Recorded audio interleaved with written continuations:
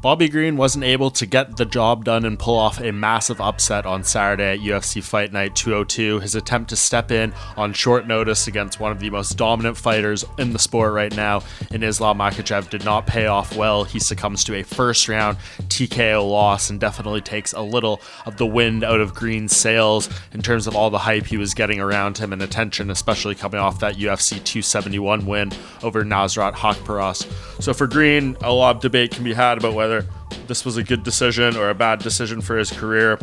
It seems like he got paid well for it, and of course he is going to get a lot of respect and credibility in the eyes of the UFC, the fans, and fellow fighters for stepping up to fight Makhachev, who, as I said, has been so good in recent fights and looks to be trending towards being the potential next lightweight champion of the UFC. So no shame in losing this fight to Green, but I think he would have certainly liked to put up a little more resistance in the octagon and gave a little better account of himself. It is what it is. I think he is still going to have a lot of fanfare going around him, but in terms of trending towards getting top 10 fights or anything like that, I think this was one that showed he is probably going to have to go back to the drawing board. And I think the matchup that does make sense for Green when he's ready to go is one that was suggested in the immediate aftermath of his UFC 271 win, and that was Renato Moicano. Moicano also got a victory on that same card in early February against Alexander Hernandez, and he called for a fight against Green. I think that is an exceptional potential matchup. I think that those two guys